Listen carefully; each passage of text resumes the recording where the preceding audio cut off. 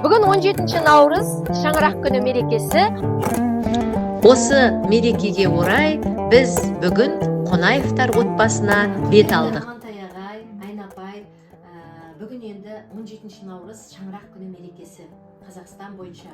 Осы мерекеге байланысты біз сіздердің отбасыларыңызды ауылымыздағы жақсы өнегелі, ұлдардың ұясына, қыздардың қиясына қондырған, немере жиендер сүйіп отырған ұйыған шаңырақ ретінде осы сіздерді бүгінгі мерекемен құттықтап келіп отырмыз. Мерекелеріңіз құтты болсын. Қуаныштымыз. Және осы мерекеге кейіпкер таңдаған уақытта біз енді Амантай ағамыз теміржол саласында қызмет етіп келесіз.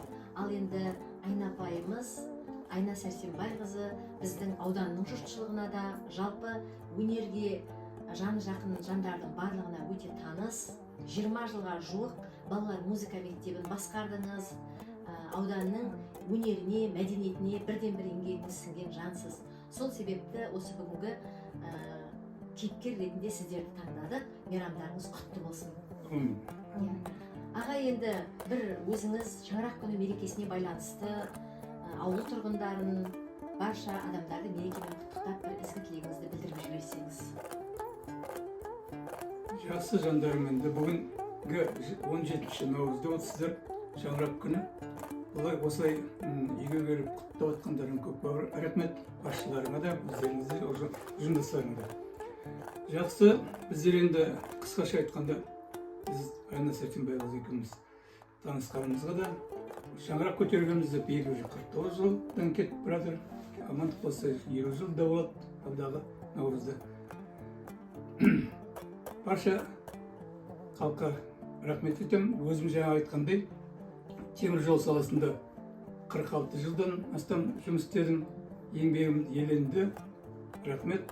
Бірақ енді әр салада депода болсын, петчеда болсын, әтше деген бар, еңгетше деген әр түрлі. Бірақ соның бәрі темір жол саласы мен ауыстырып отырды өздері жұмыс бабымен. Қай жерде де жұмысым абыройлы болып, сол жаңа айтқандай марапаттарына ие болдым. 5 баламыз өмірге келді, 5-еуі де үй шаңырақ болды. Бұл күшті ой, бүгін келе алмай қалып отыр, жұмыс уақыты қалада тұрады бәрі де. Немерелеріміз бар.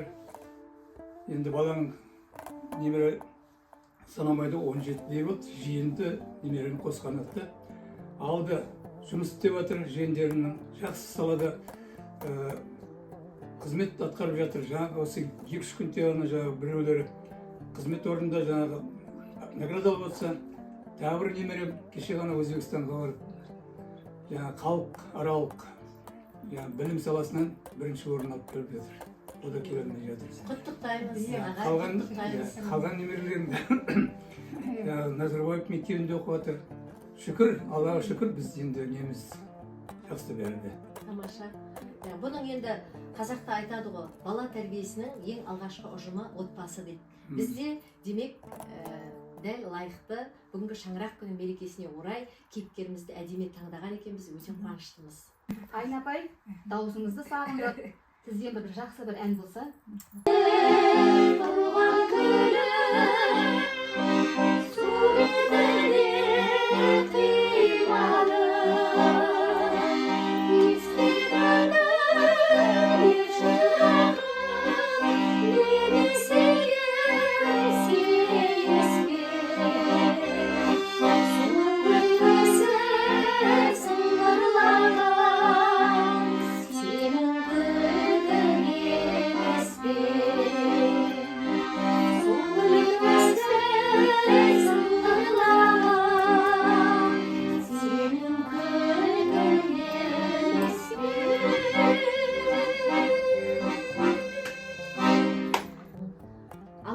Ағай, апай, сіздерге ортақ сұрақ, осы бала тәрбиесі туралы өздеріңіздің қазіргі жастарға айтар ақыл кеңестеріңіз, өмірден түйгендеріңіз. Енді бала өмірге келгеннен кейін тәрбиелеу ата-ананың парызы.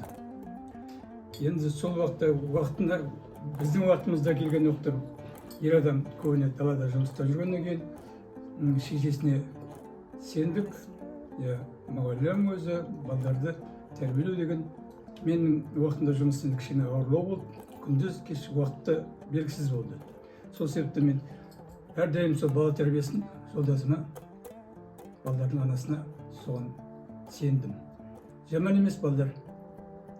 Енді былай айтқанда оқуларын бітіріп, қос-қостан үшін қағаздарын алды, өмірге жолдамаларын енді институт дегенім ғой, жаңа университет. Сол несімен қазір қалада әртүрлі салада жұмыс істеп жатыр. Өнер жолын Үлкен қыз. бәрібірде таңдаған жоқ. Өнер жолын таңдамағанмен менің ұстаздық жолымды таңдады. Таңдағандар бар. Өнерден берді құралай қан емес бірақ та.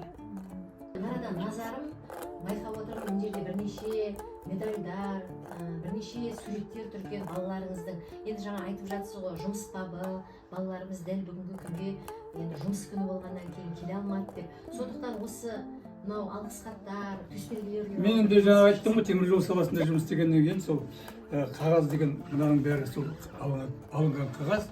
Ақтөбеден бар, Астанадан бар, жаңағы осы ауылдікі марапаттар, олар көбін шығармай тұрмын. Енді қазір көрініп қалған енді мына нені, бұл темір жолдың 120 жылдығы, былтыр ғана 23 жылы 120 жыл болған. Соған Ақтөбеге шақырып, Ақтөбеден жаңа берген құрметті ардагер деген медаль. Өте төбем көкке жеткендей қуандым. Себебі бір оқушым сол Жалғас Гүлмира деген жүлде бар, бас жүлде сол. Сонда кім сені дайындады вокалға деген ғой. Соны менің атымды айтты, осында сіздің. Сол маған мынаны кәдімгідей жазып салып жіберді. Әкімдіктің берген марапаты, рахмет. Осы сәтті пайдалана тұрып, өздеріңіздің немере, жиендеріңізді мерекемен құттықтап жіберулеріңізге болады. Біз немере жиендердің Ақтөбе қаласынан тұрған енді ата әжесіміз, құрметті балдарым, немерелерім, жиендерім, енді барлығында атын атап тұрсақ қазір көп уақыт кетіп қалады. Мен сіздерді жақсы көремін. Бүгінгі неке жақсы күнде, әдемі күнде аудандық мәдениет үйінен қызметкерлер келіп, төбеміз көкке жетіп жатыр, біздерді құттықтап келді, рахмет. Енді осыған байланысты мүмкіндікті пайдаланып сіздерге сәлем жолдап жатырмын, мерекемен құттықтап жатырмын. Сіздер біздерді қуантып жатсыздар, әр уақытта да үлкен жетістіктеріңізбен. Соған біз қуаныштымыз, жетістіктерің жалғасын тапсын. Ол мәдениет үйін осы 2 жылдан бері мәкен көп болған жоқ. Көп болмаса да өте атақты болып, осы атын шығарып, өте еңбекқорлығын көрсетіп, біздің Асылгүл Жылқайдарқызы басқарып отыр. Оған бүкіл ауданның жұртшылығы риза. Асылгүл Жылқайдарқызына үлкен рахмет. Бізге мынандай үлкен жаңа өзінің сый-сияпатын беріп жатыр, құрметтеп жатыр. Енді үлгілі болып, жаңа жасаған істерінің бәрі жалғасын тауып, үлкен бір наградаларға ие болып, денсаулығы мықты болып, осы ауданымызды жарқырап жүре берсін.